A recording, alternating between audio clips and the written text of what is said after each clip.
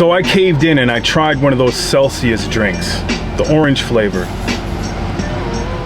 And there's a couple of things I noticed. I haven't had sucralose in years, probably more than a decade. I haven't had sucralose. But the first sip, I noticed it felt weird in my esophagus and in my stomach. And I got used to it quick, but the first sip especially was kind of discomforting. Now I'm not really sensitive to caffeine. I've been drinking a lot of caffeine lately. But one of the things that I notice is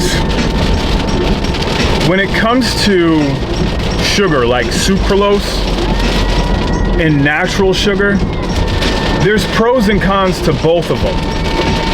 So basically, sucralose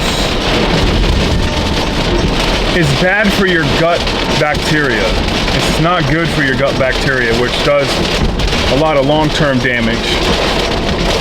And the good thing about it is it doesn't have an impact on your insulin. Now, this is probably not the best time to record because the rain is coming down so damn hard, I can barely see the road, and you can probably not hear a word I say. So, since it wants to rain while I'm recording, I guess I'll have to try it again later. Now, I haven't drank sucralose in over 10 years probably. So I went ahead and did it as an experiment. And the difference between sucralose and regular sugar, there's a big difference actually. You know, the cons for sucralose are small, but it's low glycemic, so it doesn't spike insulin like regular sugar would. So it could be a good choice for diabetics in moderation. But also it's low calorie, so if you're trying to lose weight, it's a better option, I guess. But the bad side of it, it's probably not even worth it because sucralose destroys your gut bacteria. And there's no telling what that's gonna do over the years or how bad it can get. But you don't want a bad gut microbiome. You want a stable gut microbiome. And then when you have sugar, regular sugar, it's not denatured like sucralose, so your body can assimilate it much better than it can the sucralose. But the real sugar is very high calorie, so you're gonna gain more weight.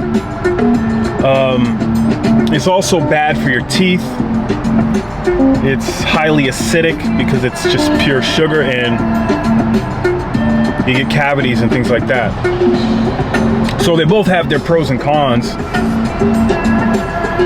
But I don't think I'm gonna be drinking Celsius too much. I maybe once in a while, I might have one if I need to get a lot of work done and I'm feeling tired of it. Bro, I gotta go to work. And I'm tired of drinking coffee, actually. I don't mind coffee once in a while either, but I get sick of coffee because it's a diuretic. And the crash is different from a green coffee, a green tea or a green coffee bean is different from roasted coffee for some reason. So I just notice these differences when I drink certain stimulants, caffeine and things like that. And there's a popo just right there chilling, so we're not gonna. So the takeaway here is, if you're sensitive to caffeine, I would say don't drink a Celsius. It's strong. I mean, I drank it about 4 or 5 hours ago. And no, 6 hours ago. And I still feel like I just had a cup of coffee. So, in conclusion with what I've experienced here, I just want to say that when you're consuming any of these things like caffeine, sugar, sucralose, all of this stuff, it's really important to do it in moderation. Making a habit out of anything is not good, but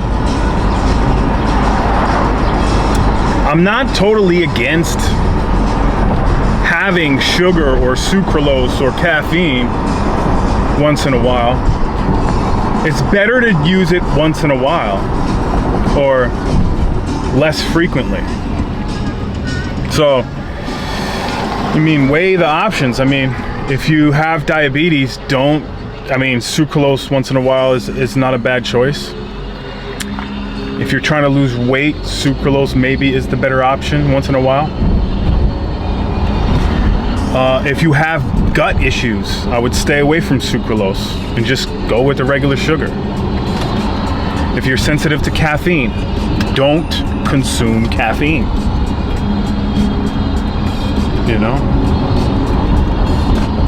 And another thing is, it's really important to be in tune with your body so you can recognize when things are going wrong. You can feel when something's up,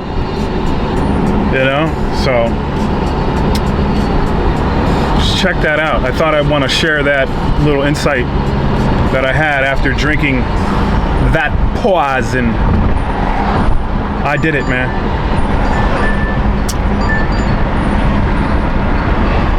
Over and out. We'll see you on the next one.